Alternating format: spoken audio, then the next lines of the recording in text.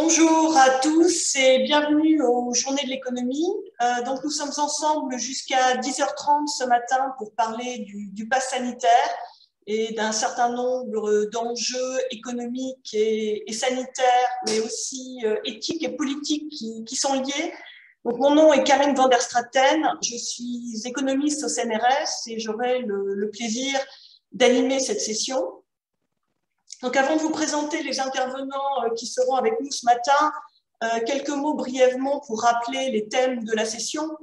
Donc, comme vous le savez tous, puisqu'on vit maintenant avec depuis plusieurs mois, on peut distinguer deux grands usages du pass sanitaire. Le premier est pour passer les frontières.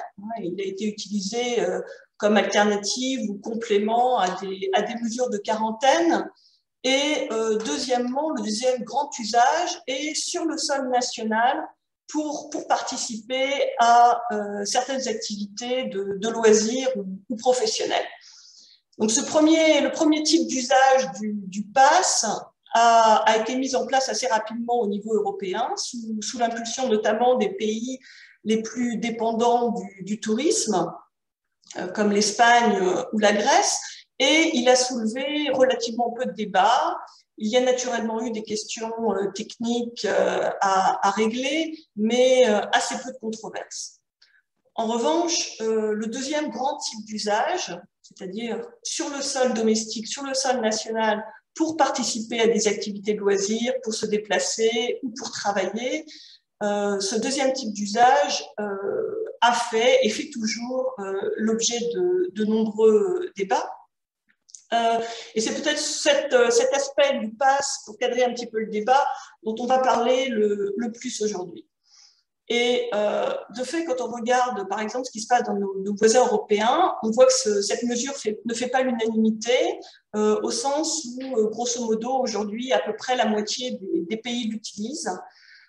Donc, c'est encore une mesure récente. On n'a pas encore énormément de recul pour y réfléchir, et pour l'analyser, mais ce qu'on vous propose ce matin, c'est de faire un premier point. Donc, est-ce que ça marche? Quelles sont les conséquences du pass en termes économiques, en termes sanitaires? Quel est son impact sur la circulation de la pandémie, sur la couverture vaccinale, sur les inégalités de santé? Et également, comme on l'a rappelé, son utilisation a fait l'objet de nombreux débats, à la fois pour des raisons de sécurité, pour des raisons d'implémentation, mais aussi pour des raisons éthiques, de confidentialité, on le disait, d'inégalité d'accès, de liberté de circulation. Et ce sont toutes ces questions dont on parlera ensemble ce matin. Et l'objectif de cette conférence débat est de porter un regard interdisciplinaire sur ces questions. Et donc, nous avons la chance d'avoir avec nous ce matin Jean-François Bonnefond et Florence Juseau, que je laisse peut-être se présenter brièvement. Florence, peut-être? Bonjour, oui, bonjour à tous. Donc, je suis Florence Juseau, je suis professeure d'économie à l'Université Paris-Dauphine. Je suis économiste de la santé et j'ai eu l'occasion de travailler sur cette question en tant que membre du Comité consultatif national d'éthique dirigé par Jean-François Delfraissy et comme membre du Conseil de la stratégie d'orientation vaccinale. Voilà, merci. Merci. Jean-François. Bonjour, je suis Jean-François Bonnefond, je suis psychologue, chercheur au CNRS et je travaille sur la décision individuelle, surtout quand elle a un aspect moral ou éthique. Donc, ce qui m'intéresse aujourd'hui, c'est qu'est-ce que les gens pensent psychologiquement, subjectivement de la décision de la politique sur le pass sanitaire. Et donc, enfin, comme je le disais, je m'appelle Karine van der Straten, je suis chercheur au CNRS en économie, basée à Toulouse, à l'École d'économie de Toulouse. Et mes thèmes de recherche portent essentiellement sur l'économie publique et l'économie politique, mais ce qui m'a particulièrement intéressée dans le cadre de la crise actuelle, c'est la manière dont les décisions sont prises dans ces périodes de crise et comment les coûts et bénéfices des différentes mesures de politique publique sont évalués. Donc nous allons, pour lancer le débat, nous allons commencer par une présentation de chacun des intervenants. Bien sûr, nous attendons vos questions et vos réactions. Donc, vous êtes invités à partager vos commentaires et vos questions, comme indiqué sur le site, en envoyant un SMS au 07 67 68 69 62. Donc, je recevrai vos questions qui s'afficheront sur mon écran et je les partagerai. Peut-être selon le nombre, je serai obligée de n'en garder que quelques-unes, mais je les partagerai donc avec le public et les intervenants. J'essaierai d'en prendre le plus possible. N'hésitez pas à poser vos questions à tout moment, y compris dès maintenant, dès les présentations des intervenants. Si ce sont des questions de clarification et si mes collègues m'y autorisent, je les interromprai en cours de présentation pour poser les questions, pour qu'on est sûr que tout le monde suive bien. Si ce sont des questions plus générales, peut-être on les gardera plutôt pour la fin de la présentation ou pour le débat général. Donc, si tout est clair, après cette brève introduction, je vous propose de rentrer directement dans le vif du sujet avec une intervention de Florence Juzeau. Merci. Merci. Voilà, vous voyez mes diapos, j'espère.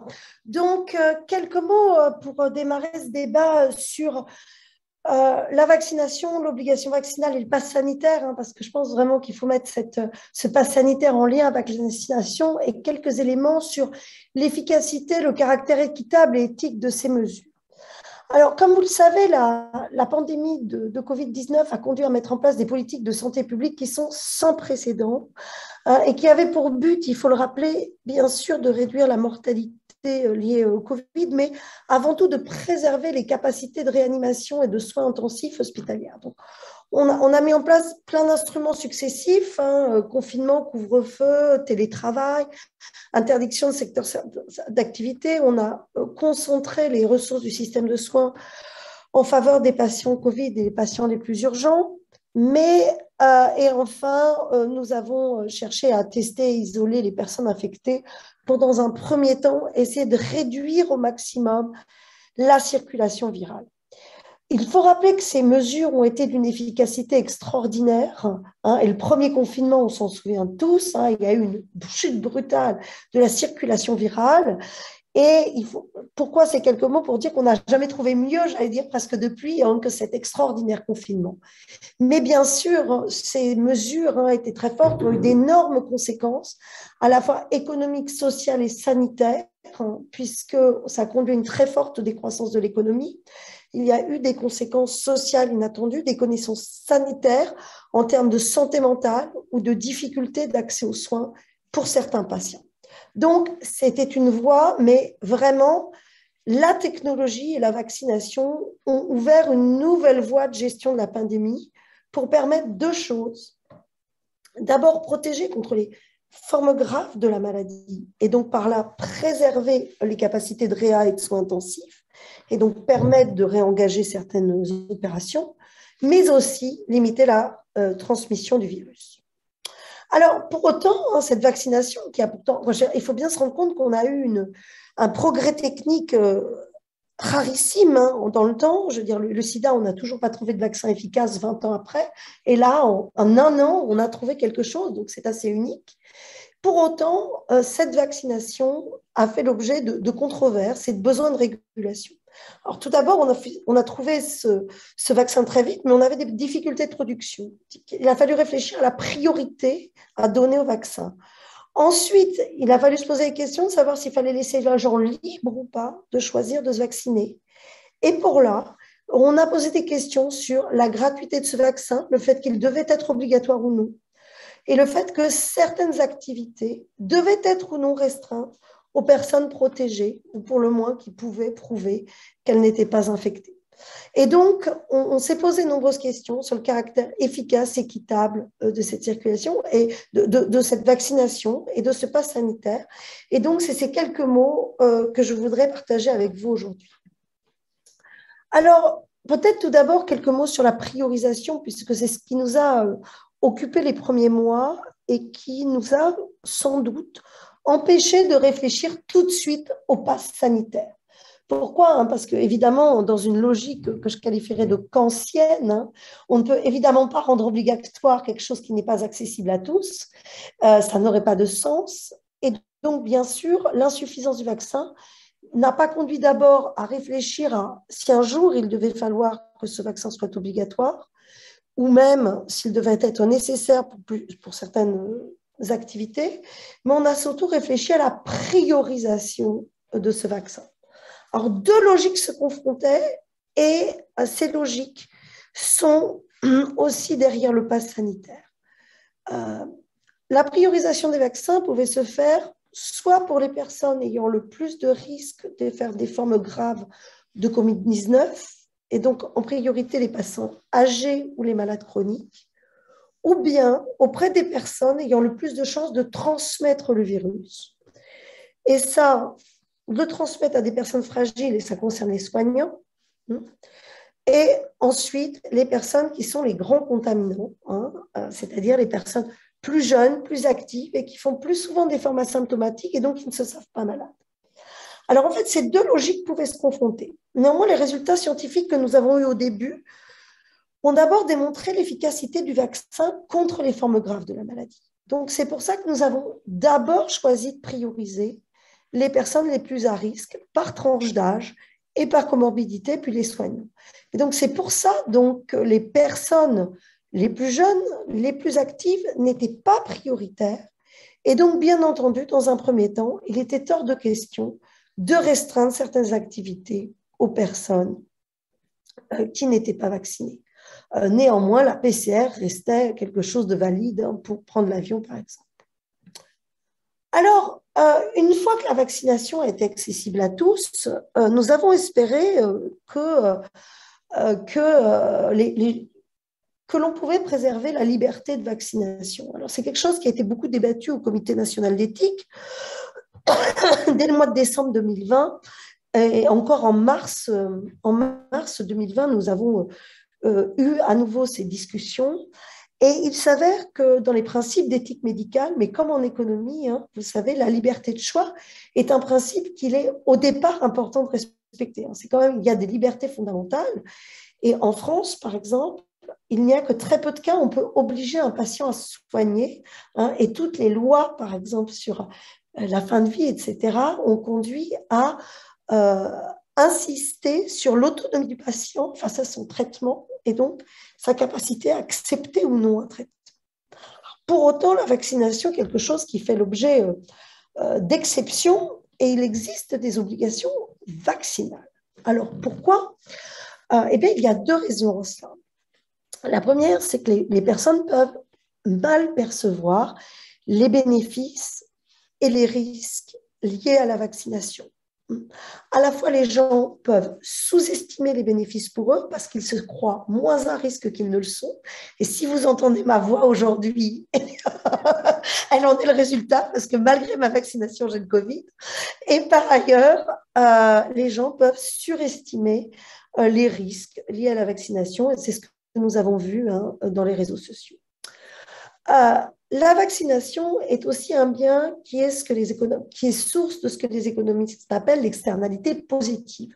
La vaccination apporte un bénéfice personnel à la personne qui se vaccine en la protégeant contre le virus, surtout des formes graves, mais apporte un bénéfice collectif dans le sens où elle permet d'atteindre la fameuse immunité collective, c'est-à-dire atteindre un niveau de protection qui fait que la circulation virale diminue et que l'on peut espérer, comme on l'a vu pour d'autres maladies, voir une quasi-disparition du virus. Alors, le problème, c'est que si on laisse les individus choisir seuls, eh bien, ils comparent uniquement les bénéfices et les coûts qu'ils perçoivent pour eux. Donc, on a dit qu'ils peuvent se tromper et en plus, ils peuvent oublier les bénéfices collectifs. Et donc, du coup, hein, on est face à ce paradoxe quand on est dans un cas de ce que les économistes appellent les externalités, où les gens peuvent percevoir un bénéfice privé trop faible par rapport au coût qu'ils perçoivent, qui est sans doute surestimé, et donc ils décident de ne pas se vacciner, alors même qu'en fait, hein, si on comparait la somme des bénéfices privés et collectifs, ça serait bien supérieur au coût réel subi, coût en termes d'effets secondaires hein, de la vaccination, puisqu'on sait qu'il y a très peu d'effets secondaires. Et donc, on a un décalage entre la décision qui serait collectivement souhaitable, c'est-à-dire que tout le monde se vaccine, et les décisions que vont prendre les gens. Et donc, on est face à un cas où ben, les gens peuvent prendre une décision qui est sous-optimale collectivement. Alors, le fait que les gens puissent comme ça prendre des décisions qui ne soient pas optimales d'un point de vue collectif peut justifier de mettre en place des politiques pour promouvoir la vaccination. Alors, plusieurs politiques ont été mises en place en France ou pouvaient être mises en place en France ou dans d'autres pays. Et quelques mots sur ces différentes politiques et comment le pass sanitaire s'insère par rapport à ce problème. Alors, bon, la première chose qu'on a faite, et beaucoup de pays l'ont choisi, on a rendu gratuit la vaccination, bien sûr. La première chose, c'était ça, alors que quand même, il faut bien se rendre compte qu'avant la vaccination, les tests étaient gratuits en France, mais beaucoup de pays européens avaient conservé des tests payants. Donc, nous avons bien sûr rendu gratuit la vaccination pour réduire le coût direct à la vaccination, hein, pour que les gens n'aient pas un coût à subir en se faisant vacciner. On a également essayé de faciliter cette prise de rendez-vous et l'accès au vaccin en créant des vaccinodromes, en permettant des vaccinations chez le médecin, chez le pharmacien. L'idée est de réduire ce que l'on appelle les coûts de transaction, hein, tous les coûts d'accès direct à la vaccination.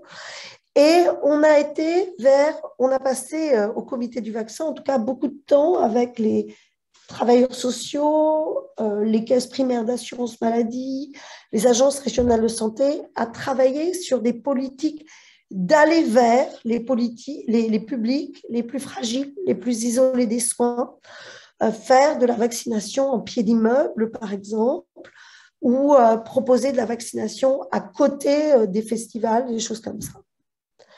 Pour autant, tout ça n'a pas suffi. Hein.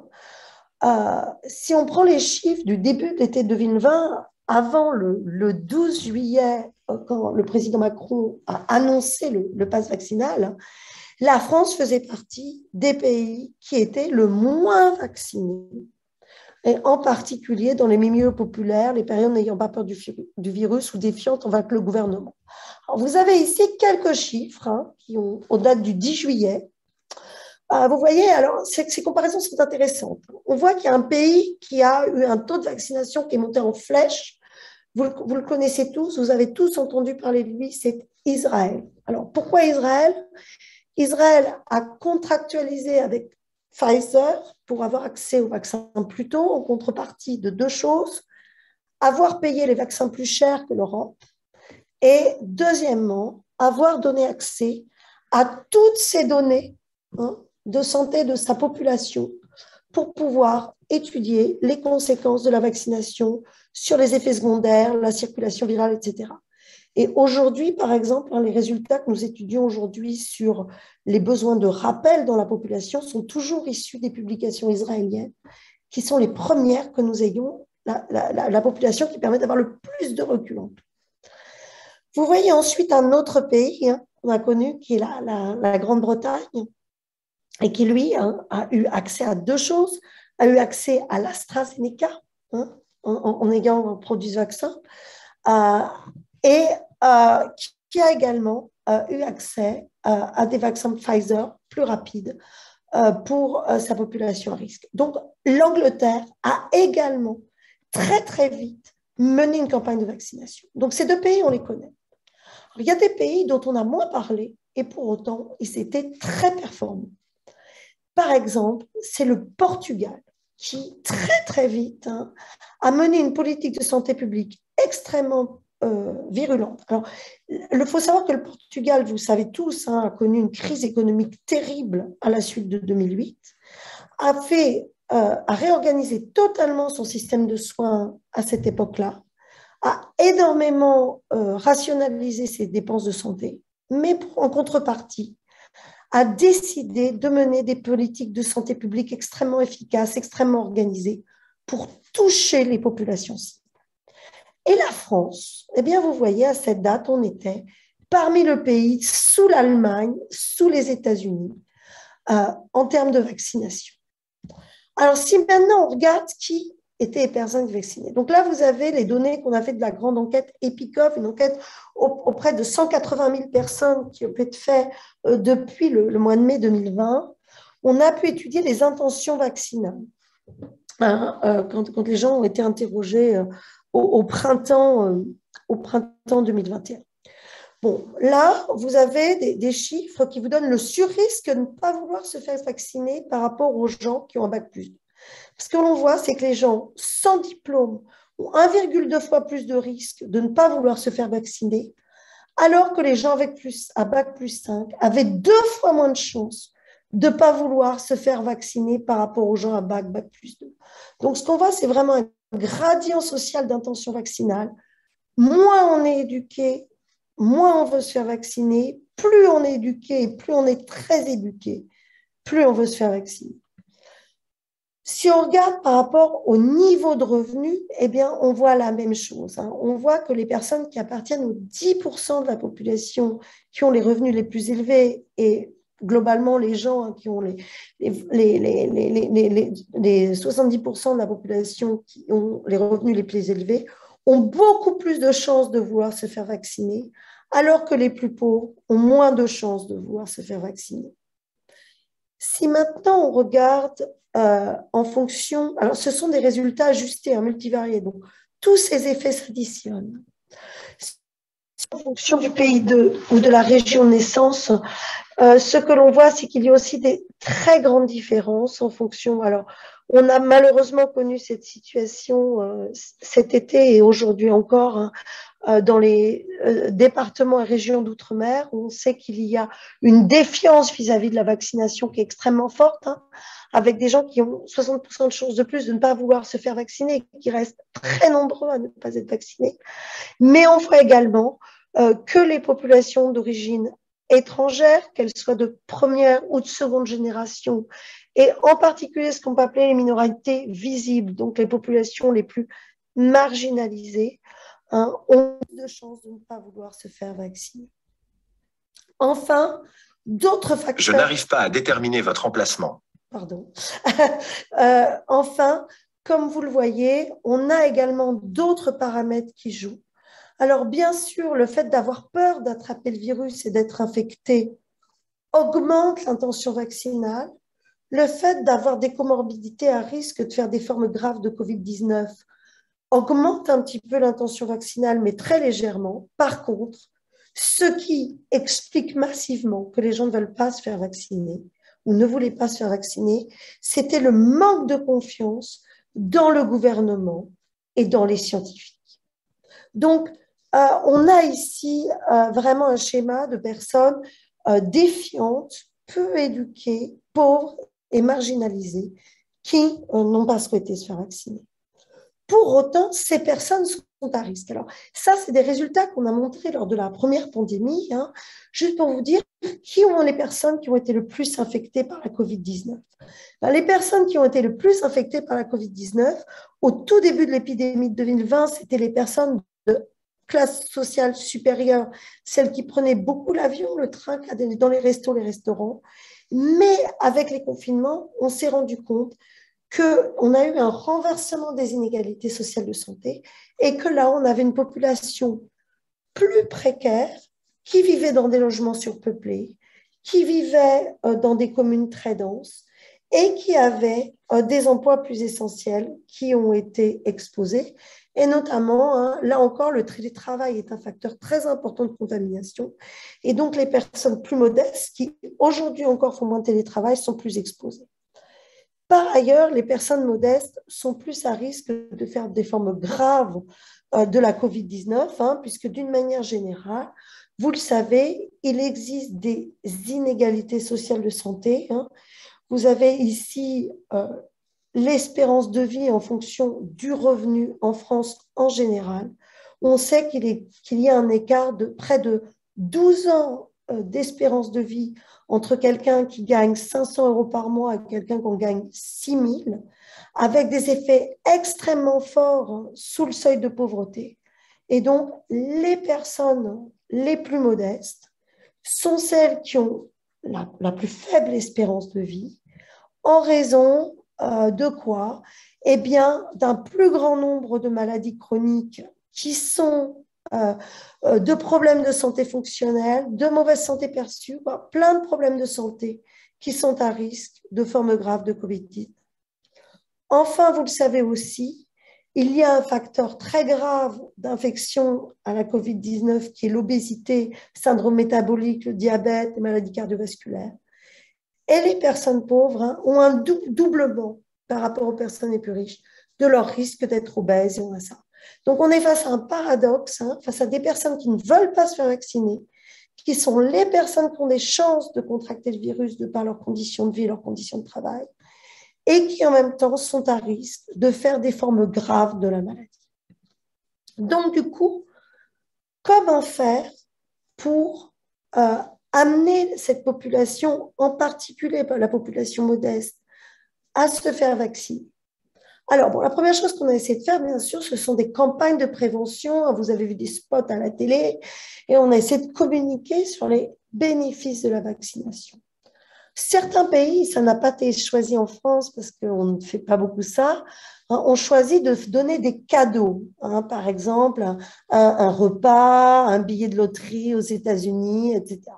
Alors bon, il y a eu des travaux contradictoires, des résultats contradictoires là-dessus, mais il semble quand même que ces incitations financières aient pu marcher, notamment chez les jeunes. Alors, bon, on n'a pas choisi cette voie, et face à l'insuffisance des campagnes de vaccination, donc on a essayé de passer à une autre série d'instruments qui visent à augmenter le coût de la non-vaccination. Alors là, il y avait plusieurs options possibles.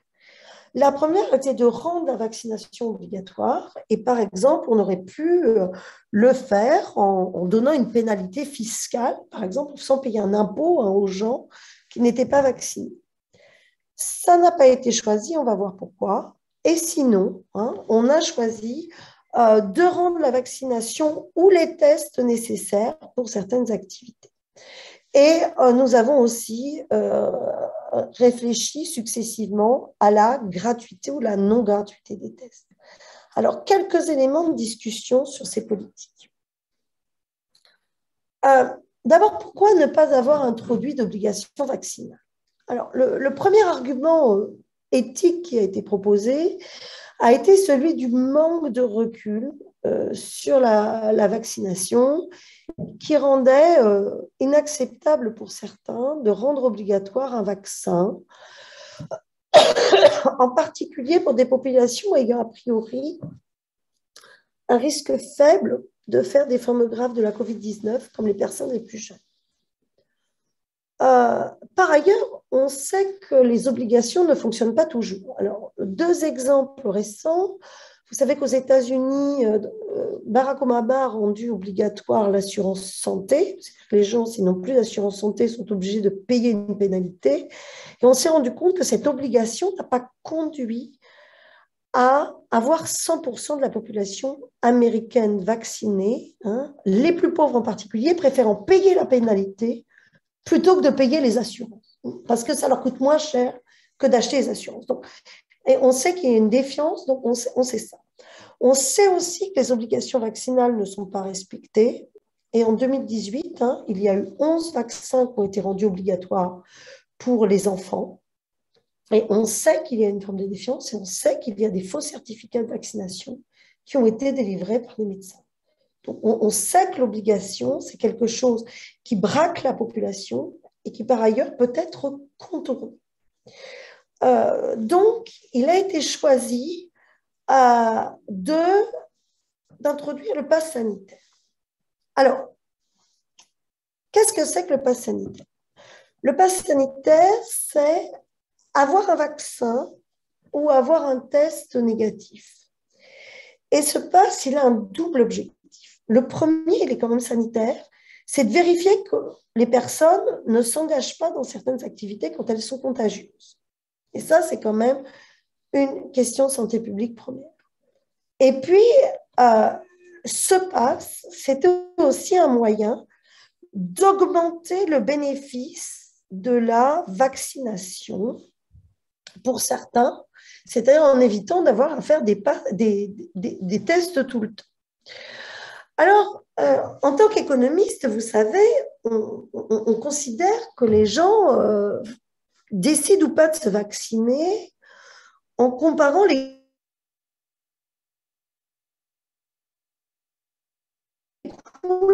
bénéfices où il y a un pass sanitaire, quels sont les bénéfices et les coûts que subissent les gens quand ils sont vaccinés et quand ils ne le sont pas. Le bénéfice du vaccin, il ne faut pas l'oublier.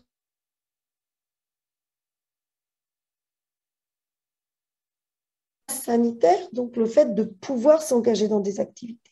Donc, j'ai rajouté en rouge ce qu'a rajouté le pass sanitaire. Donc, ça rajoute un bénéfice. Ce pass sanitaire ne change rien au coût du vaccin, qui est toujours égal à 0 en France, et ne change évidemment pas les effets secondaires perçus par les gens. Du point de vue de la situation des personnes, si elles ne sont pas vaccinées, eh bien, ce pass, ça fait que les gens doivent faire des tests, puisque maintenant, il faut un pass sanitaire pour aller au restaurant, pour prendre l'avion. Et puis, ils subissent des coûts. Voilà, il faut faire les tests. Donc, on a le pass, mais si on fait les tests. Et puis, au départ, il y avait un coût des tests égal à 0, mais il faut faire des tests, il faut trouver des PCR, etc. La vie est un peu compliquée. Donc, l'enjeu du pass, c'est à la fois de complexifier la vie des gens et donc leur faire subir des coûts d'organisation pour faire des tests, pour pouvoir s'engager dans leurs activités, et à la fois leur donner plus facilement ce bénéfice. Alors, à quelles conditions ce pass sanitaire fonctionne ? Tout d'abord, il faut bien se rendre compte que le pass n'a d'intérêt pour les gens que si les gens veulent s'engager dans les activités pour lesquelles il est nécessaire d'avoir un pass. Et ça, c'est quelque chose de très important à comprendre. C'est que le pass sanitaire ne peut fonctionner que pour les gens qui vont au bar, au restaurant, qui prennent le train ou l'avion. Et pour les gens aussi qui subissaient un coût d'organisation dans leur vie élevé à devoir faire des tests. Alors là, on se rend compte, par exemple, qu'en milieu rural et en milieu urbain, ce n'est pas pareil. Il y a des endroits où on avait beaucoup de facilité à faire des tests, des endroits où on n'en avait pas. Donc, voilà, ça va marcher pour la population jeune, a priori, qui cherche, et ça a marché sur cette population jeune à l'été, qui voulait aller au bar, au restaurant, dans les boîtes de nuit cet été, et qui voulait simplifier la vie en ne faisant pas de tests. Par contre, il est clair que ça n'a absolument pas changé l'arbitrage de ceux qui voyaient énormément d'effets secondaires à la vaccination et tous ceux donc qui, de toute façon, ne voulaient pas être vaccinés. Bon, néanmoins, ce que l'on a observé, c'est que ce pass a eu un premier effet très fort chez les jeunes, mais également, on a eu une augmentation de 40% des primo-vaccinations chez les personnes de plus de 65 ans. Alors, après, ce pass sanitaire a été introduit le 15 octobre, la non-gratuité des tests. Alors, pourquoi avoir rajouté cette mesure supplémentaire ? En toute sincérité, je pense que l'une des motivations du gouvernement a été de diminuer les dépenses de tests remboursées par la sécurité sociale, mais il y a également une volonté d'inciter plus encore à la vaccination. Alors, cette nouvelle étape, eh bien, qu'est-ce qu'elle fait par rapport à ce qu'on a vu tout à l'heure dans l'arbitrage des personnes ? Eh bien, c'est qu'elle rajoute le coût des tests. Donc, ça renchérit en fait encore le fait de ne pas être vacciné si on veut avoir un pass sanitaire. Et ça rajoute aussi des coûts d'organisation et d'attente parce que depuis que les tests ne sont plus remboursés, un certain nombre de pharmaciens ne font plus de tests, un certain nombre de médecins ne font plus de tests. Donc, ça vous complexifie la vie pour faire des tests et en plus, ça vous coûte de l'argent. Donc, l'idée, c'est vraiment de, à la fois, vraiment renchérir les coûts à ne pas être vacciné, plus encore que quand on l'avait sur le pass sanitaire. Alors, là encore, on sait que ça va marcher, mais toujours pareil, uniquement chez les gens qui veulent toujours avoir un pass sanitaire, c'est-à-dire ceux qui vont au bar, restaurant, etc., qui prennent l'avion. Et bien évidemment, ça ne va vraiment marcher sur la vaccination que si faire des tests, faire de la vaccination sont des biens substituables, c'est-à-dire que dans la tête des gens, on peut se faire vacciner à la place de faire des tests. Or, il est clair que pour les personnes qui continuent à avoir très, très peur de la vaccination, on voit que, et c'est ce qu'on observe par exemple dans les départements d'outre-mer, cela ne fonctionne pas et on continue d'avoir une défiance envers la vaccination et d'ailleurs une défiance envers les tests. Voilà. Alors, la seule chose dont on est sûr, c'est que cette non-gratuité des tests, elle va diminuer le nombre de tests. Alors ça, est-ce que cette diminution du nombre de tests, elle est souhaitable? Ça, c'est pas sûr, parce que peut-être que ça va augmenter encore un peu plus la vaccination, mais ça n'est pas certain, parce qu'on peut rentrer dans une frange de gens résistants à la vaccination. Mais par contre, ce que ça va certainement faire, c'est que les gens ne vont plus faire de tests. Et donc, on risque de rentrer dans une phase où il y a un sous-diagnostic de l'épidémie. Et donc, c'est ce que l'on est en train d'observer en Europe, en France, de manière très forte en Europe de l'Est, mais aussi en Allemagne, une très forte réaugmentation de la circulation virale. Alors, juste pour finir, quelques mots. Alors, qu'est-ce qu'il faudrait faire maintenant, peut-être pour accompagner ce pass sanitaire? Eh bien, il faudrait arriver à non pas simplement jouer sur les coûts subis, ce qu'ont été ces politiques de pass sanitaire, qui cherchent à faire subir aux gens des coûts quand ils ne sont pas vaccinés. Eh bien, peut-être qu'il faudrait qu'on retravaille à nouveau. Et c'est le sens, normalement, d'une politique de santé publique et de promotion de la santé, pour arriver à amener la population à véritablement percevoir le bénéfice de la vaccination et à améliorer la confiance dans le vaccin, dans la science et le gouvernement. Et donc, l'idée, ça serait de véritablement arriver à amener les gens à choisir, à se soigner pour de bonnes raisons, à vacciner pour de bonnes raisons et pas selon contrainte. Et cela nous permettrait aussi de s'assurer que les gens continuent à comprendre les enjeux de l'épidémie, continuent à respecter les gestes barrières dans un contexte où la circulation virale commence à frémir, en particulier dans les milieux populaires les plus éloignés des soins, et les gens ayant des traits de personnalité particuliers. Alors, juste pour finir, quelques résultats que nous avons sur le respect des gestes barrières. Les personnes de milieux populaires les versent moins, mais nous savons aussi que certains traits de personnalité jouent, que les gens qui ont très peur du risque respectent plus les gestes barrières, mais que les gens qui sont plus riscophiles ne les respectent pas, que ça joue aussi dans notre rapport au temps, et que les gens qui ont de la patience sont plus capables de respecter les gestes barrières, mais que les gens impatients voient plus leurs amis, en ont marre d'attendre et de respecter. Et puis, comme vous le savez aussi, nous avons des effets, des opinions politiques, de la confiance dans les autres. Alors, la confiance dans les autres qui est compliquée, la défiance envers le gouvernement conduit à ne pas respecter les gestes barrières, mais avoir trop confiance dans ses amis, ça conduit aussi à ne pas respecter les gestes barrières. Et enfin, nous avons des effets liés aux pratiques religieuses. Donc, je vous remercie.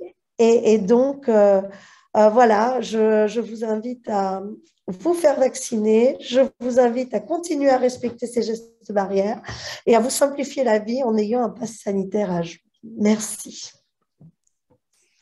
Merci beaucoup, Florence, pour ce panorama et cette vision globale, y compris pour nous avoir fait un peu rentrer dans les arcanes de la décision publique autour du pass.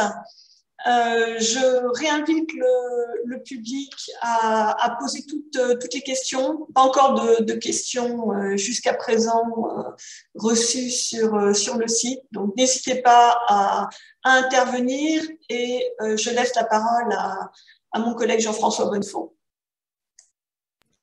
Merci Karine. Donc, merci et puis merci Florence parce que c'était tellement complet que tout est mis en place et du coup je vais pouvoir aller directement vers les choses dont je voulais parler sans trop de mise en place. Donc ce dont je voulais parler, c'est de de l'acceptabilité dans l'esprit des gens de l'utilisation du pass sanitaire, c'est-à-dire de l'acceptabilité d'une mesure qui restreint leur liberté conditionnellement à l'obtention de ce document.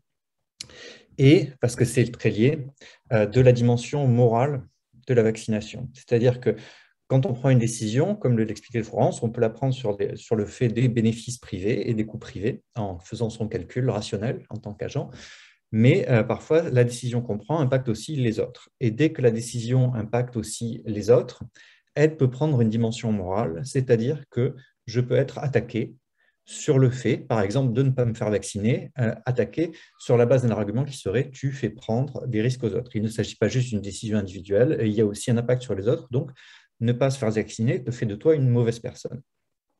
Alors, dès qu'on va sur ce terrain-là, on va observer des résistances très importantes de la part des gens parce que tout le monde déteste être suspecté ou être qualifié de mauvaise personne, de personne immorale. Donc, quand on est psychologue et qu'on voit arriver une situation comme celle du pass sanitaire, qui est extrêmement nouvelle, on peut être un peu pris de court. C'est-à-dire qu'il y a 2 ans de ça, l'idée que l'accès à l'espace public, au restaurant, au bar, pourrait être conditionné à la preuve donc, de son état immunitaire ou de la vaccination, c'était quelque chose d'inimaginable. Et ça s'est produit, ça s'est déployé, et on pourrait se dire que psychologiquement, on est impuissant parce qu'il n'y a pas de précédent à quelque chose comme ça, ou du moins il n'y a pas de précédent dans la vie de la plupart des gens en vie en ce moment. Donc, ce qui est utile dans ce cas-là, c'est d'essayer de trouver quand même une analogie, quelque chose qui pourrait avoir la même structure et que les gens acceptent ou refusent. Et il y a une analogie qui est en fait assez directe avec le pass sanitaire, qui est celle du permis de conduire. Pourquoi? Parce que dans le cas, il y a l'idée qu'on va conditionner l'accès à un espace public, ça peut être le restaurant, ça peut être la route, on va conditionner l'accès à cet espace public à la preuve que l'on n'est pas un danger pour les autres, par la production d'un document qui peut être le pass sanitaire ou le permis de conduire. Donc, quand je veux accéder à la route avec ma voiture, il faut que je montre que je ne suis pas un danger pour les autres. Un peu comme la logique du pass sanitaire veut que pour pouvoir accéder à un restaurant ou à un cinéma, je dois montrer que je ne suis pas un danger pour les autres. Alors, personne ne fait un scandale sur le fait que l'accès à la route est conditionné à l'obtention d'un permis de conduire. C'est même très bizarre d'y penser. On ne va pas voir de manifestations de gens qui disent « c'est inadmissible, ma liberté individuelle de circuler dans une voiture sur la route ne doit pas être conditionnée à l'obtention du permis de conduire ». Ça paraît même absurde d'en parler. Donc clairement, il y a là une situation où tout le monde accepte sans aucun problème cette restriction de liberté individuelle basée sur le fait que je dois prouver que je ne suis pas un danger pour les autres, que je n'impose pas d'externalités négatives sur les autres. Donc, qu'est-ce qui se passe là? Alors, comme l'a expliqué Florence, on va avoir un arbitrage psychologique dans la tête des gens. Alors, qu'est-ce qui se passe avec le permis de conduire? Il se passe que tout le monde voit bien que conduire sans permis sur la route, c'est un risque majeur, à la fois pour soi et pour les autres. Donc là, il y a un plateau de la balance, il y a un plateau de la balance qui est très haut. Conduire sans permis, très, très dangereux. Obtenir son permis, ce n'est pas dangereux. Obtenir son permis, même si c'est long et coûteux, c'est sans risque. Donc clairement, là, on voit qu'il y a une balance des risques qui est que obtenir mon permis, 0 risque, conduire sans permis, dangereux pour tout le monde. Donc, OK, on est d'accord sur le fait que le permis de conduire est obligatoire pour accéder à la route. Donc, qu'est-ce qui va se passer avec le vaccin? Il va se passer qu'on peut jouer sur ces 2 plateaux-là dans la tête des gens. Il y a le plateau qui est le risque que j'impose aux gens. Et là, donc, quel va être le risque que j'impose aux gens quand je suis vacciné? Alors là, Ce qui va se passer, c'est que ça pourrait être un peu n'importe quoi, c'est pas très clair souvent, ça dépend de qui je rencontre, bien sûr, ça dépend de plein de choses, mais ce qui est extrêmement intéressant, même si c'est pour moi un peu anecdotique, parce que je ne connais pas de données là-dessus, c'est que les gens qui sont contre le pass sanitaire et refusent de se faire vacciner, souvent ont un discours qui les prémunit contre l'accusation d'être une personne immorale qui fait courir un danger aux autres. C'est-à-dire, ce qu'on va entendre, c'est que quelqu'un qui refuse de se faire vacciner va spontanément expliquer qu'il ou elle prend des précautions extrêmes, qu'il ou elle n'est pas un danger pour les autres parce qu'il ou elle respecte très, très scrupuleusement les gestes barrières mieux que les autres. Et là, le parallèle avec le permis de conduire est aussi assez flagrant, puisque je pense qu'on a tous une fois vu quelqu'un nous expliquer que je suis un conducteur extrêmement prudent, donc je suis moins danger pour les autres, même si j'ai bu 3 verres d'alcool. Même en ayant bu 3 verres d'alcool, je peux quand même prendre ma voiture parce qu'il se trouve que ma conduite est tellement prudente que même maintenant, même comme ça, je suis encore moins dangereux que les autres. Donc, on va avoir un peu la même logique qui est, d'accord, je ne suis pas vacciné, mais ça n'est pas important, puisque même en n'étant pas vacciné, j'ai une conduite, un comportement tellement prudent que je ne suis pas dangereux pour les autres, et donc vous ne pouvez pas m'accuser d'être quelqu'un d'immoral qui fait courir un danger aux autres. Donc ça, c'est un plateau de la balance qui est pour soi-même de diminuer psychologiquement le risque qu'on fait prendre aux autres. Et bien sûr, il y a l'autre, celui dont on parle davantage, qui est, d'accord, je me dis, ok, je ne fais pas courir de danger aux autres en n'étant pas vacciné, mais est-ce que j'ai un risque à me faire vacciner? Donc ça, c'est l'autre plateau, et c'est vrai que c'est celui dont on parle très souvent, qui est la surestimation probable du risque lié à la vaccination. Alors, qui va se baser sur quoi? Alors, ce qu'on entend la plupart du temps, c'est « j'ai peur de me faire vacciner parce qu'on n'a pas assez de recul ». On joue avec le feu, en quelque sorte. On a un produit ici sur lequel on n'a pas de recul sur les effets secondaires à long terme, donc je pense que ce risque est trop important. Alors, ce n'est pas complètement infondé, mais c'est quand même beaucoup moins fondé que ce que pensent les gens en général. Le risque qu'il y ait un effet secondaire extrêmement délétère qui apparaîtrait maintenant, avec tout le recul qu'on a sur les premières vaccinations, est quand même pas très, très important, en tout cas beaucoup moins important peut-être que le pensent les gens qui refusent de se faire vacciner. Mais ce n'est pas complètement infondé. Et en revanche, il y a une deuxième inquiétude qu'on entend plus dans les sphères farouchement anti-vaccins, qui, elle, est totalement infondée, qui est l'idée que le vaccin vous transforme génétiquement, que la technologie spécifique de ces vaccins-là, ARN messager, signifie que quand on les injecte, vous devenez un organisme génétiquement modifié. Et que là, donc, toutes les inquiétudes, tous les fantasmes peuvent se développer.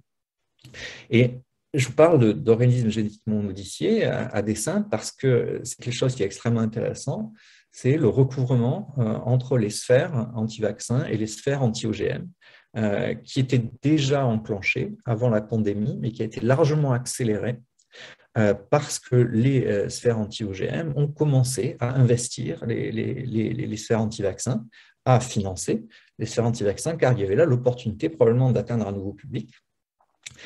Et cette idée que le vaccin vous modifie génétiquement fait de vous une créature génétiquement modifiée avec tous les risques que les sphères anti-OGM ont toujours avancé dans l'espace public depuis maintenant très longtemps, des risques à long terme. Donc, toutes ces craintes-là vont maintenant s'appliquer à vous. Ce n'est plus la tomate ou le cochon qui est modifié, non, c'est vous personnellement en tant qu'humain.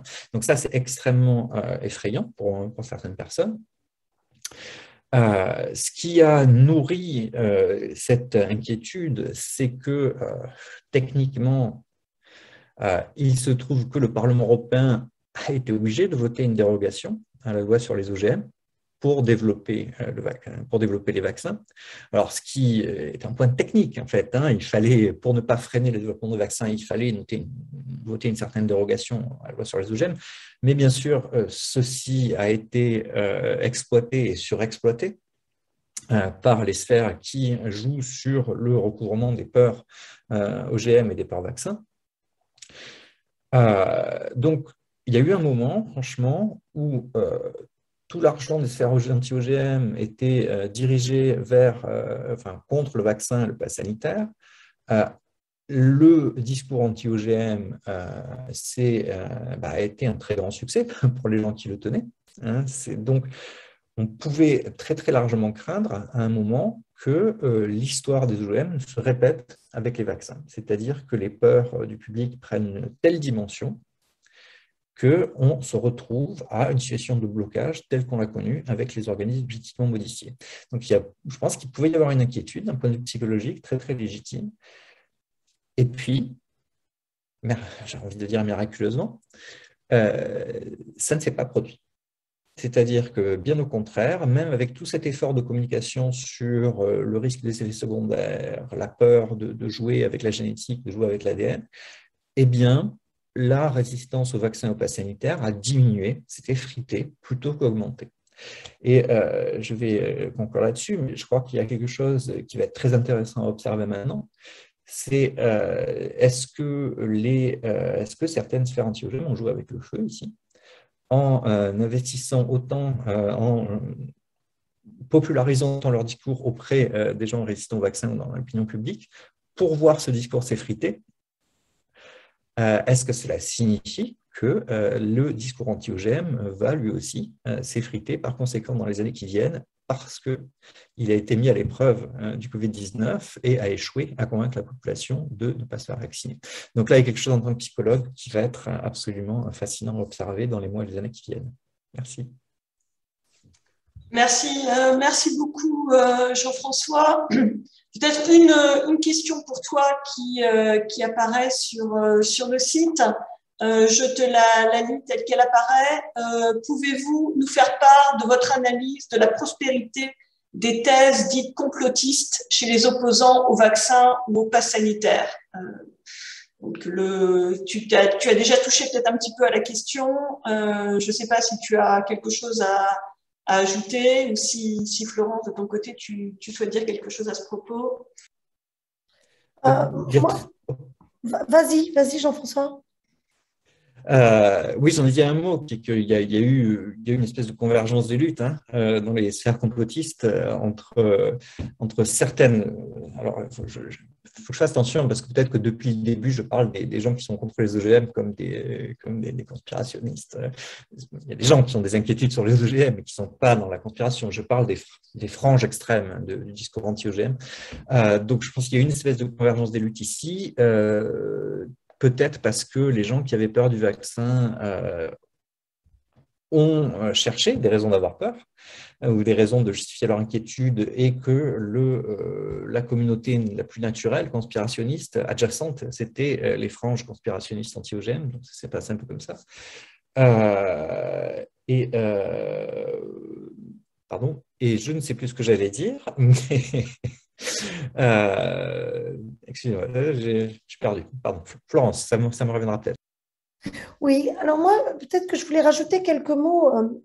Je me suis pas mal intéressée à la question des départements d'outre-mer, où là, on a aussi un mélange qui est très intéressant. Comme vous le savez, le département d'outre-mer, alors bon, la Guyane, c'est encore très particulier, mais... parce qu'il y a des endroits très isolés, très difficiles à atteindre, ou Mayotte, mais si on prend les départements d'outre-mer qui sont les plus développés et comparables à la métropole, on a un département qui se démarque très fortement, c'est la Martinique, avec un refus de la vaccination très très fort, une défiance envers le gouvernement très fort et la science.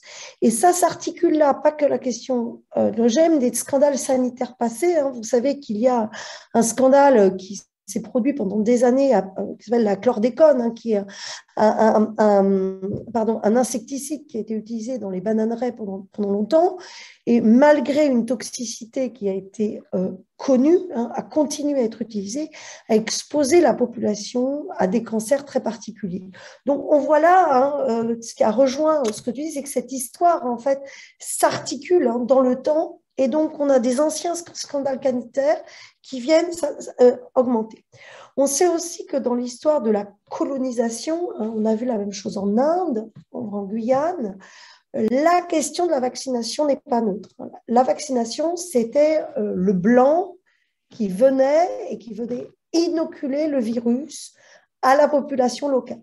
Donc, que ce soit en Amérique du Sud, que ce soit dans les Antilles, en Guyane, etc., ou en Inde, on a aussi une représentation d'un virus qui est amené par la métropole, par le colonisateur, et qui rend, et même si c'est quelque chose de très ancestral, qui date d'il y a très très très longtemps, ça reste dans la population.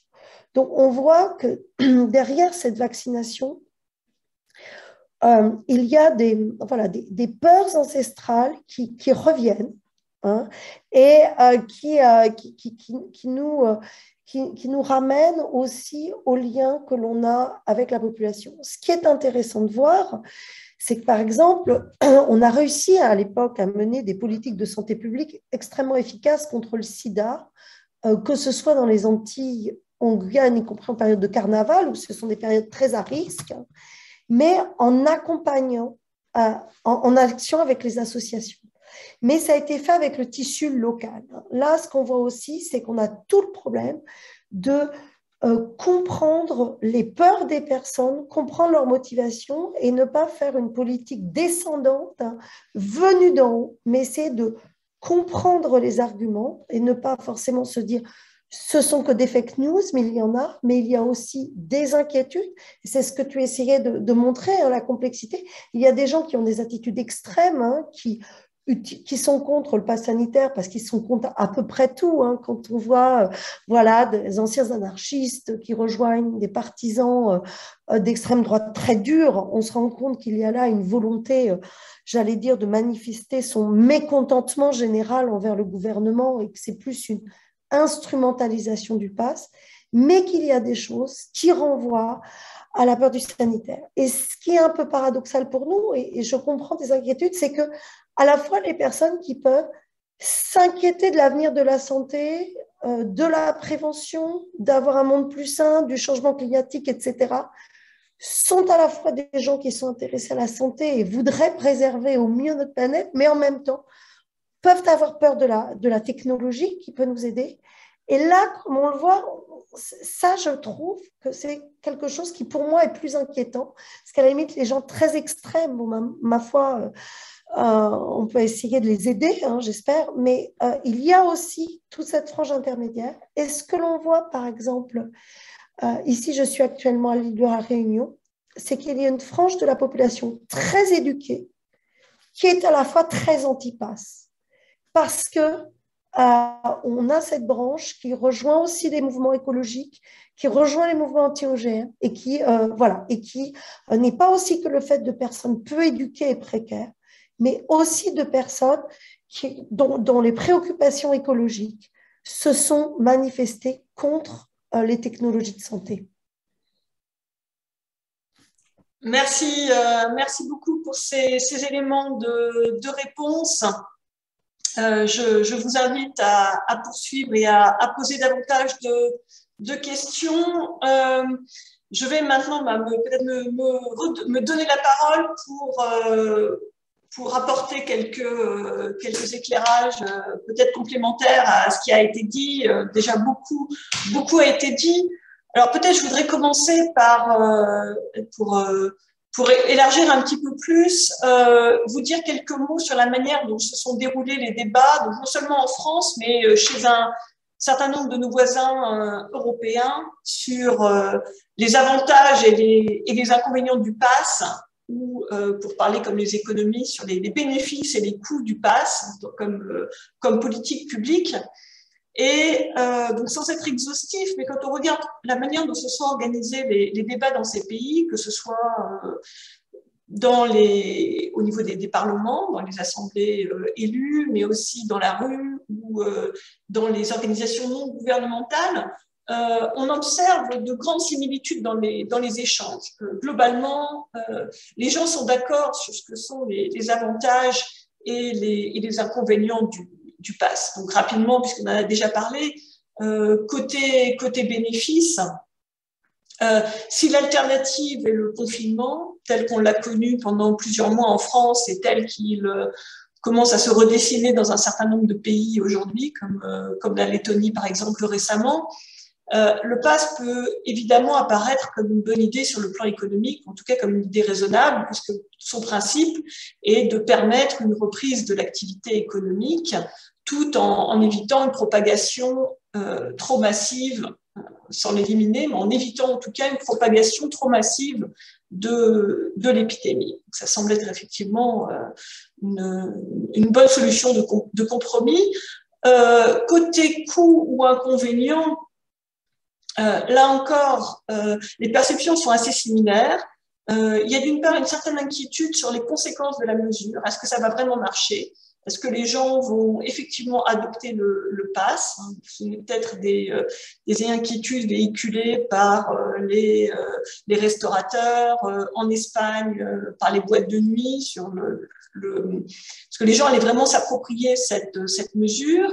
Il y a eu également un certain nombre de questions sur l'implémentation, qui maintenant sont un petit peu moins prégnantes dans le débat public, puisque finalement, là où ça a été appliqué, ça fonctionne pas si mal. Mais aussi surtout, et ça reste d'actualité, on en a déjà beaucoup parlé depuis le début de cette session, des enjeux éthiques. Effectivement, Florence l'a rappelé, Jean-François aussi, le pass empiète sur les libertés individuelles de fait, comme évidemment comme le faisait déjà le confinement, mais le pass a ceci de particulier peut-être que il empiète sur la liberté, mais de manière discriminatoire selon les individus, puisqu'il crée des inégalités de traitement par son principe même. Par son principe même, seuls ceux qui peuvent montrer le pass peuvent participer. Ce qui n'était pas le cas du confinement, par exemple, qui frappait de la même manière tous les individus. Et deuxième particularité du pass, il délègue aux particuliers le fait de faire respecter le règlement. Ce sont aux employeurs, aux restaurateurs, aux responsables de salles de sport de vérifier l'état sanitaire, l'état de santé, ou en tout cas l'adéquation avec le pass de leurs employés ou de leurs clients. Et pour revenir à l'exemple du permis de conduire qu'évoquait Jean-François tout à l'heure, le permis de conduire, c'est pas chaque citoyen qui doit vérifier si son voisin est en mesure ou pas de produire un permis de conduire. Ça, c'est clairement délégué à la police ou à la gendarmerie. Dans le cas du pass, on demande un peu à chacun de faire la police, et avec l'inquiétude que ça crée des relations de suspicion ou d'ingérence indue dans la vie des citoyens. Et enfin, dernier point que l'on retrouve aussi un petit peu partout, ça exerce une pression forte à se faire vacciner.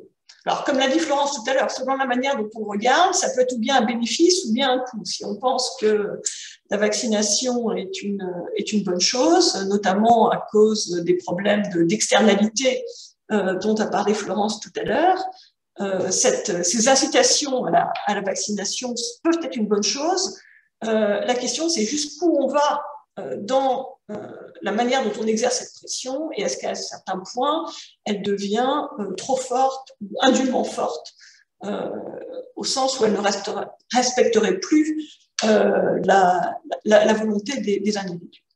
Donc, ces bénéfices, ces coûts, ils ont été assez clairement identifiés. Ce qui est intéressant de voir, c'est que selon les pays, on leur a donné un poids peut-être plus ou moins important. Certains pays, par leur culture, par leur état sanitaire, ont été plus sensibles, ont mis plus de poids sur certains arguments que sur d'autres.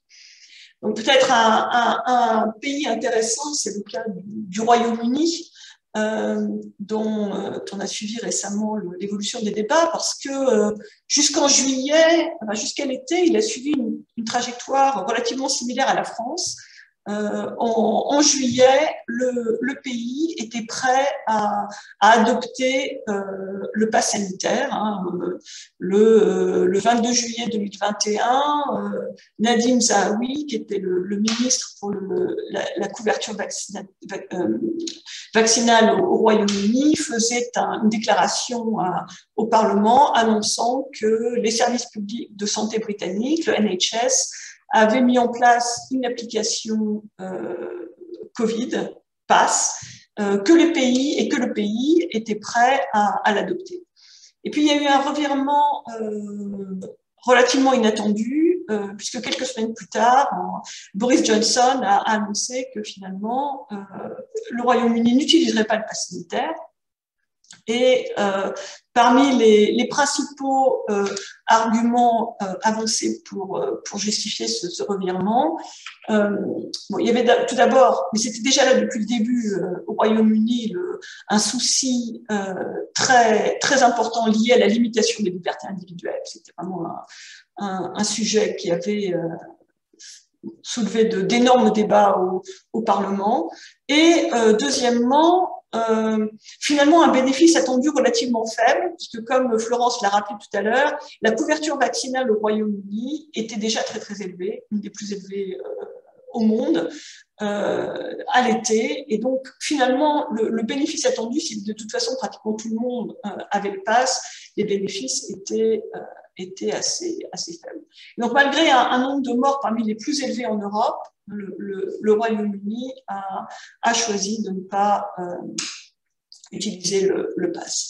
Alors peut-être à l'autre extrême, il y aurait l'Italie, qui est probablement le pays qui allait le plus loin en Europe sur l'utilisation du pass, puisque non seulement, comme en France, depuis l'été, le pass est exigé pour participer à un certain nombre d'activités de loisirs ou récréationnelles, pour les déplacements, mais aussi, et là c'est parmi les mesures, comme je le disais, les plus extrêmes de certaines mesures en Europe, le gouvernement de Mario Draghi a adopté une réglementation qui oblige toute personne se rendant sur son lieu de travail à présenter un pass, donc ce qu'ils ont appelé eux un Green Pass, un pass vert, qui est obligatoire depuis mi-octobre pour non seulement les travailleurs du secteur public, du secteur privé, mais aussi les indépendants. Donc on voit que on a une grande variété d'attitudes vis-à-vis du pass, même si les arguments pour et contre sont un petit peu partout les mêmes, la manière dont on les soupèse, dont on les évalue, a varié selon les pays. Et peut-être une chose qui m'a paru intéressante en regardant les accents qui ont été mis sur les divers coûts et bénéfices en France et en comparaison avec nos amis européens, c'était peut-être un accent particulier mis en France sur la notion d'inégalité de traitement induite par le pass. C'est un argument qui a été très fort dans le débat public. Alors pas seulement en France, par exemple, si vous regardez le cas de l'Espagne, où la Cour suprême a eu à se prononcer à plusieurs reprises sur l'utilisation du pass dans des régions telles que la Galice ou l'Andalousie, cette notion de discrimination à l'accès induite par le pass est revenue comme une préoccupation importante. Et je vais peut-être passer un petit peu de temps sur cette idée parce qu'elle a occupé une place dans le débat pour comprendre ce qu'on peut en dire. Donc effectivement, le pass induit des différences de traitement, et c'est précisément son principe. C'est au cœur de son principe, avec l'idée que les individus qui vont avoir un risque plus faible de transmettre la maladie vont avoir un accès privilégié à certaines activités. Et donc c'est indéniablement une discrimination à l'accès en fonction de l'état de santé. Et évidemment, il y a de bonnes raisons de s'inquiéter a priori de toute entorse faite à ce principe d'égalité de traitement, qui est central dans notre droit et qui est très prégnant dans l'opinion publique, et à juste raison. En droit, tout d'abord, si on se réfère pour aller jusqu'à la Déclaration des droits de l'homme et du citoyen de 1789, vous avez l'article 6 qui stipule, je cite, « La loi doit être la même pour tous, soit qu'elle protège, soit qu'elle punisse. » Et c'est en France un principe à valeur constitutionnelle. Et souvent, j'ai l'impression que le débat s'est arrêté là. Le pass crée des inégalités, donc c'est mauvais. Et la question, c'est faut-il s'arrêter là? Et je ne suis pas sûre. Je pense que peut-être ce qui serait intéressant, c'est d'aller au-delà de ce premier point et de réfléchir au-delà. D'ailleurs, le droit lui-même ne s'arrête pas là. Si vous regardez ce que dit par exemple le Conseil constitutionnel à cet égard, des inégalités de traitement peuvent être admises si elles servent un objectif supérieur. On l'a dans certaines autres formes de discrimination, comme certaines lois sur la parité ou d'autres, et en particulier, un des objectifs supérieurs qui peuvent justifier ces inégalités, peut-être de s'attaquer à une forme plus grave d'inégalité. Et donc là, je vais rejoindre un petit peu l'exposé fait par Florence Juzeau précédemment, mais il me semble que la question qu'il faut se poser, c'est certes le pass crée des inégalités, mais que se passe-t-il sans le pass? Avec ou sans... Or, on sait, et on le sait de plus en plus, avec ou sans pass, la crise générée par la Covid est une crise qui génère de nombreuses inégalités. Des inégalités économiques qui sont plus ou moins importantes selon les pays et selon le système de protection et de stabilisation mis en place. L'INSEE nous dit récemment dans une note que finalement les inégalités ou la pauvreté c'est peut-être pas forcément accru en France, mais dans d'autres pays c'est pas le cas. Notamment aux États-Unis, il y a eu une explosion des inégalités économiques, mais aussi des inégalités de santé, et tragiquement des inégalités de mortalité. Donc ça, on le sait, hein, et on le sait dès l'été 2020, on s'est rendu compte des inégalités très fortes. La maladie ne frappe pas au hasard, la maladie frappe certaines populations de manière privilégiée, et dans un éditorial de septembre 2020 qui avait fait pas mal de bruit, Richard Horton, qui est le rédacteur en chef de la prestigieuse revue The Lancet, nous invitait à ne plus considérer la Covid comme une pandémie, mais, je cite, à ce qu'il appelait une syndémie, de signe qui veut dire avec, à savoir comme la rencontre entre, certes, une maladie virale provoquée par le virus SARS-CoV-2, mais aussi la rencontre de ce virus avec un ensemble de pathologies chroniques.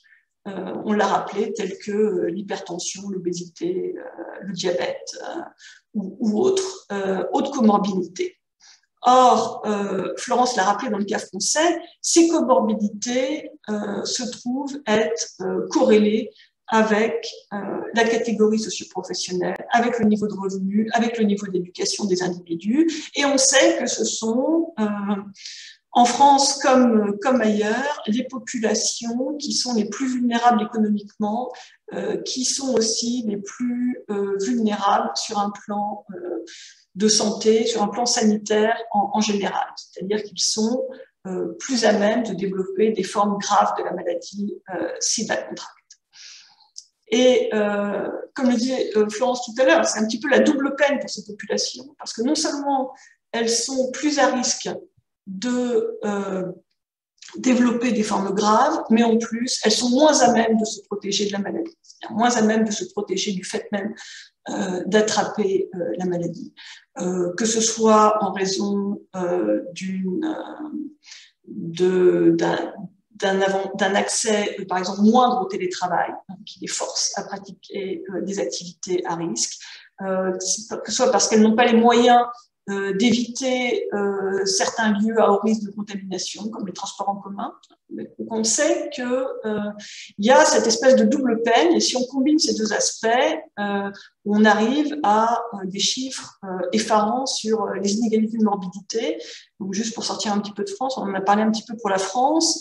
Peut-être parmi les chiffres les plus frappants, vous savez, aux États-Unis, un pays où ils font des statistiques par couleur de la peau, et donc ils ont pu regarder les taux de morbidité, c'est-à-dire la mortalité chez différentes populations en fonction de la couleur de la peau, que ce soit les Afro-Américains, les Blancs, pour faire vite, les populations autochtones, les Amérindiens ou les populations d'origine asiatique.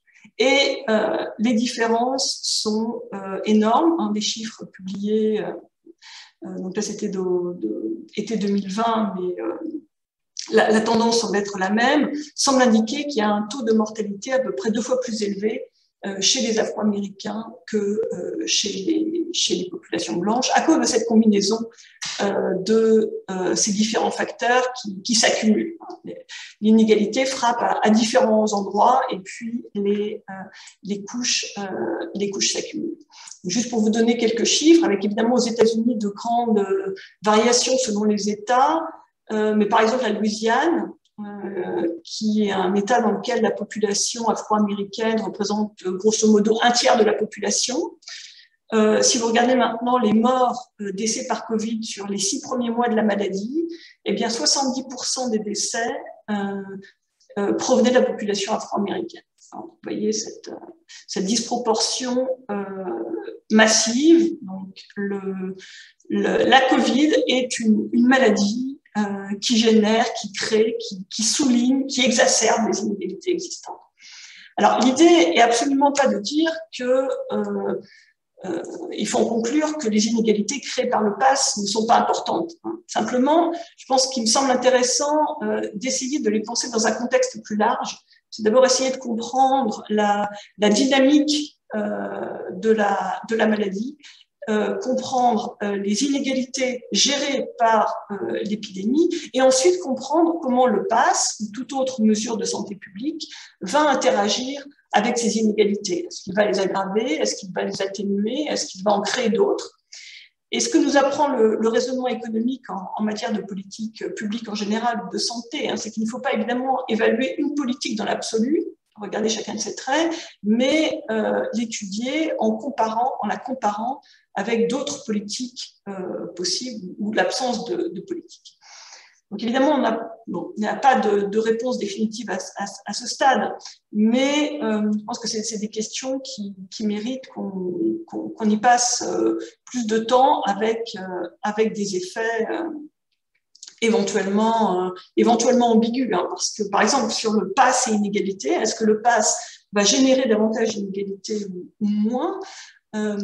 Si on pense qu'un des effets du pass, c'est de créer des environnements globalement plus sûrs, alors probablement, ça va aller dans le bon sens en termes de, en tout cas, réduction des inégalités face à la morbidité, puisqu'on va réduire les risques pour tout le monde. En revanche, si, comme l'a montré Florence tout à l'heure, les résistances à la vaccination, par exemple, sont très hétérogènes en fonction des populations, peut-être que le pass risque d'exacerber encore les inégalités vaccinales, avec un effet total ambigu.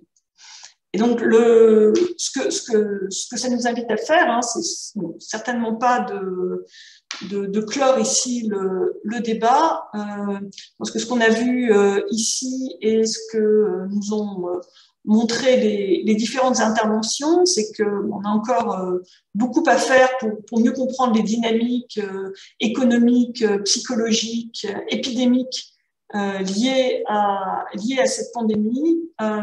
Mais notre objectif avec ces présentations était de au moins lancer le débat, donner quelques arguments et quelques éléments pour en parler.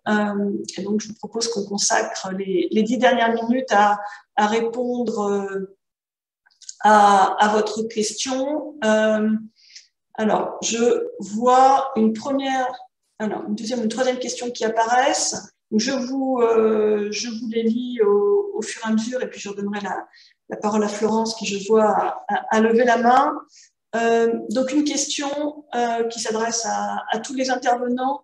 Quelle crédibilité sanitaire accorder au pass qui décrète qu'il sera inutile aux réunions politiques, mais obligatoire pour aller au théâtre ou au cinéma?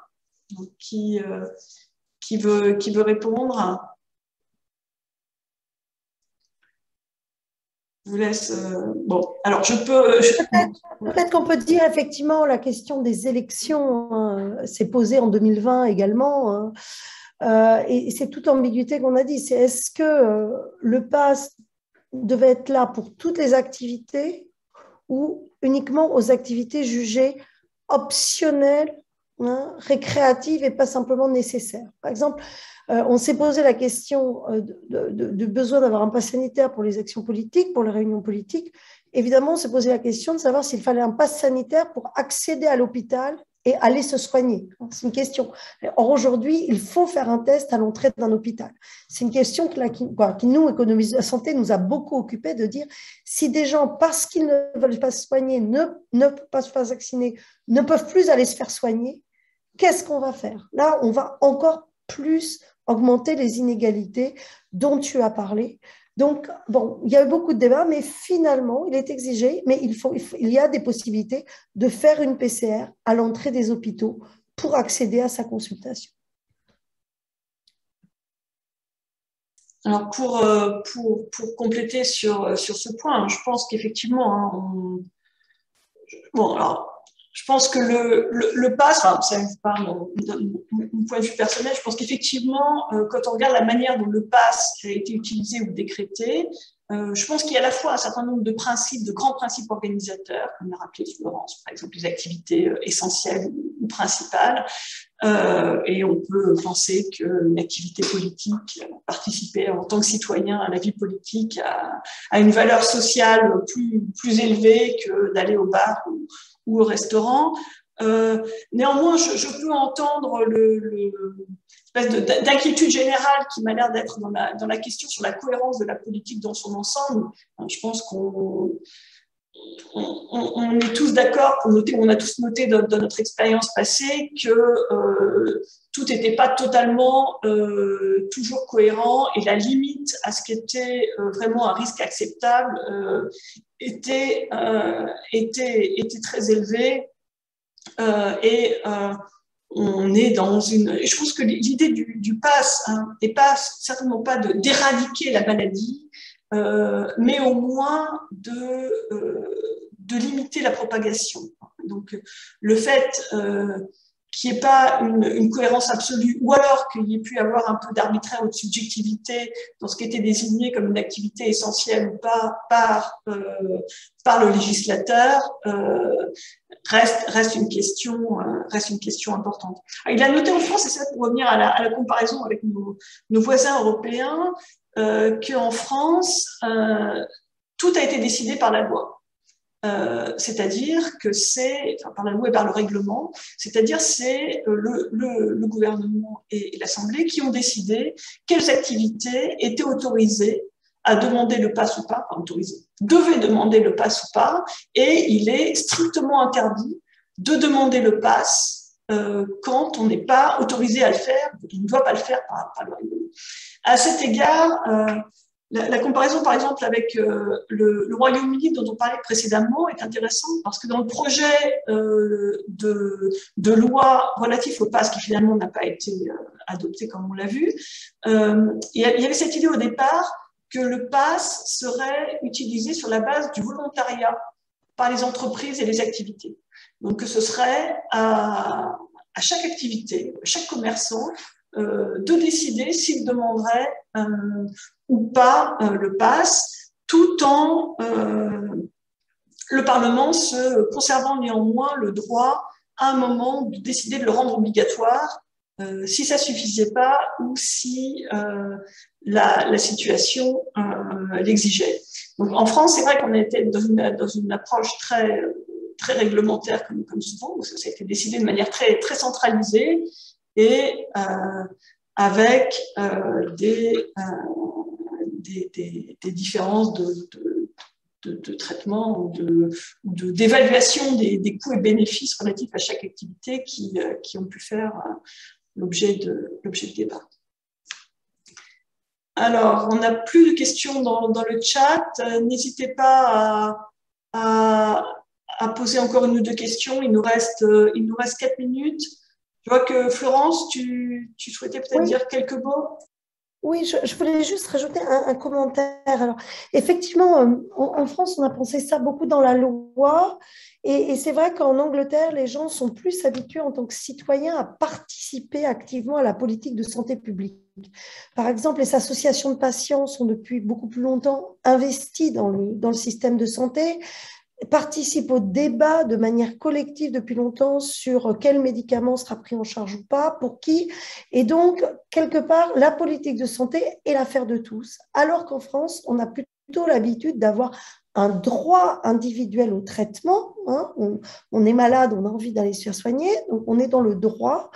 Et on a moins cette habitude de co-construction de la politique de santé. Donc, ça, c'est une première chose. Une deuxième chose, on est peut-être plus, nous, dans le droit et dans la vérification, hein, comme je l'ai dit, que dans cette dynamique d'adhésion, de promotion de la santé. Et je crois que la France, là, est un tournant important de son système de santé pour passer d'un système qui était vraiment curatif dans le soin, une fois que les gens étaient malades, à faire de la prévention.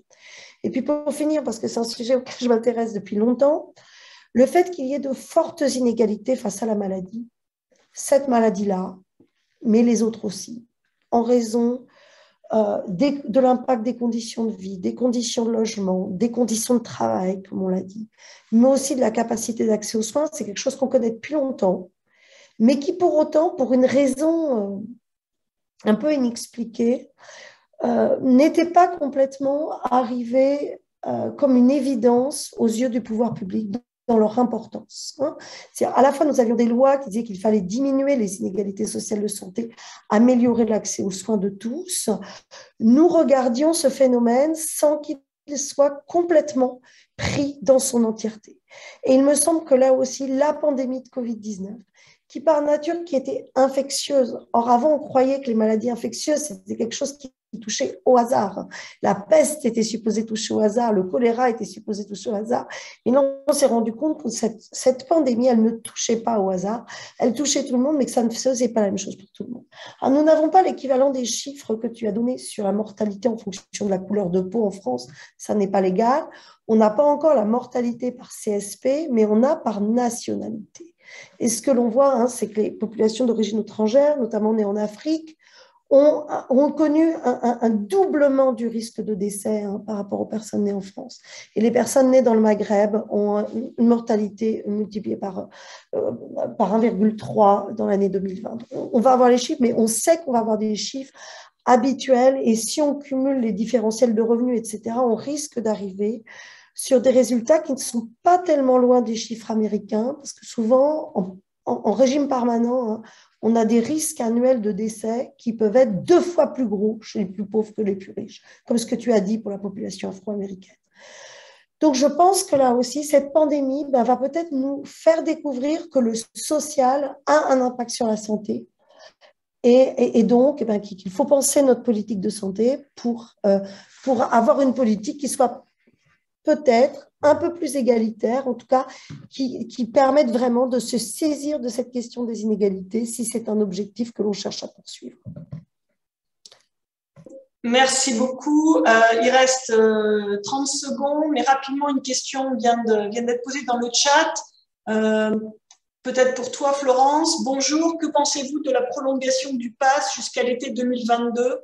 Est-ce que c'est justifié compte tenu du taux de vaccination? Merci. Alors, compte tenu du taux de vaccination, effectivement, on peut se poser la question, et moi, je vous avouerai que je me pose une autre question, c'est la reprise de la circulation virale, y compris chez les personnes vaccinées. Et moi, ce qui m'inquiète, c'est le fait que ce pass soit un blanc-seing et qu'on ne teste plus la population. Et donc, sous prétexte que tout le monde soit vacciné, tout le monde puisse faire les activités qu'ils veulent, sans faire de tests. Et c'est vrai que les tests ont des coûts, mais on va observer ce qui se passe. Mais je me demande si à un moment donné, il ne va pas falloir revenir sur la gratuité des tests, et en tout cas pour réinciter la population à se tester dans les lieux particulièrement à risque, comme par exemple les trains, les avions, ou les grands festivals, voilà, les boîtes de nuit, etc. On pourrait se demander si, en plus d'être vacciné, eh bien, il ne faudrait pas que les personnes aient une PCR ou un test antigénique négatif, parce qu'on sait malheureusement qu'après 6 mois, eh bien, la vaccination ne protège qu'à 50%. C'est bien, mais ça ne fait pas tout. Et donc, il ne faudrait pas que la généralisation de la vaccination nous conduise à oublier d'étudier la circulation virale. Donc, pour moi, ce n'est pas le supprimer, mais c'est peut-être rajouter une dose ou en tout cas réinciter les gens, et notamment quand ils ont des symptômes, à faire des tests et à ne pas se croire trop protégés par la vaccination, parce qu'il pourrait être un effet pervers. Merci, merci pour ces réponses. On arrive maintenant au bout du temps qui nous était imparti. Donc, je remercie nos intervenants, Florence Juzeau, Jean-François Bonnefond, tout le service technique des GECO qui a fait un travail formidable. Et merci au public, merci pour vos questions et un bon hiver malgré l'épidémie qui, rappelons-le, est toujours là. Au revoir.